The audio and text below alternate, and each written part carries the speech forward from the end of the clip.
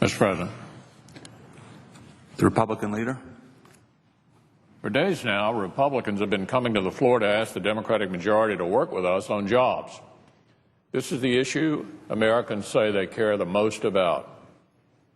So it's hard to see why Senate Democrats seem so allergic to various jobs ideas that we've been proposing, not to mention dozens of job-creating bills already passed by the House. Look, our constituents want us to work together to rebuild the middle class, to help create opportunities for the families struggling out there just to pay the bills. In recent days, we've given our Democratic colleagues ample opportunity to do just that. We've offered one innovative proposal after another, proposals that haven't had much of a problem attracting bipartisan support in the past. Ideas like reducing the tax burden on small businesses,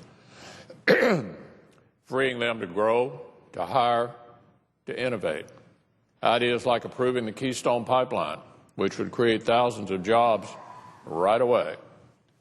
Ideas like repealing the medical device tax, which even Democrats acknowledge is killing jobs, although they haven't acted to fix it yet.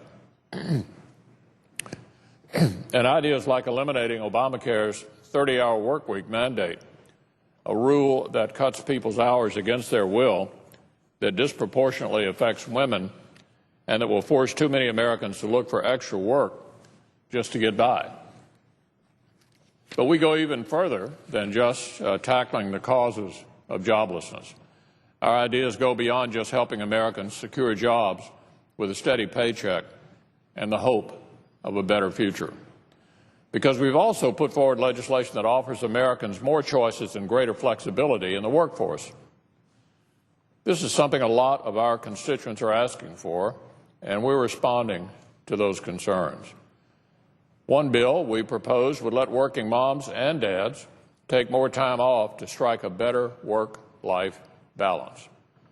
Another bill would prohibit union bosses from denying pay increases to an employee who works harder than her coworkers. These are the kinds of practical, common-sense proposals our constituents sent us here to actually pass. These are the things that would make jobs more plentiful and life a lot easier for men and for women across our country. For some reason, Senate Democrats are blocking all of these ideas from getting a vote. Maybe it's because they're so single-mindedly focused on an election that is still 7 months away. I mean, they've already conceded that their agenda for the rest of the year was drafted by campaign staffers. It's a stunning admission.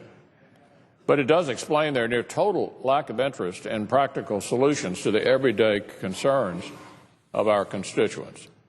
And it also explains why the only jobs Senate Democrats seem to be interested in these days are their own. Well, this is a big problem. Not only does it reinforce the widespread belief that Democrats aren't serious about jobs, it also reinforces a growing impression that Democrats are simply out of their depth when it comes to our economy. Think about it. Washington Democrats are well into their 6th year of trying to get the economy back on track. 6 years. Yet for many in the middle class, things seem to only have gotten worse. Average household income has fallen by nearly $3,600. The number of Americans actually working in the labor force has dropped to its lowest level since the Carter era. Millions are looking for work and can't find it, and the new rules and regulations just keep on coming. They've tried all the usual liberal solutions: higher taxes, stimulus, more regulations, all the standard stuff.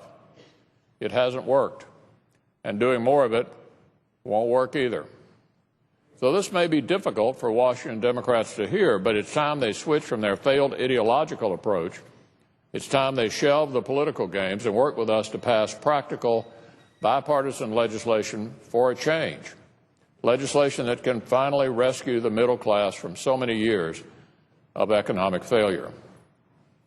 I've laid out a number of common-sense proposals already. There's even more we can do if Senate Democrats are willing to reach across the aisle and help us to deliver for the American people. My constituents expect us to do that. I'm sure theirs do too. And honestly, Mr. President, there's no reason not to do that. I yield the floor.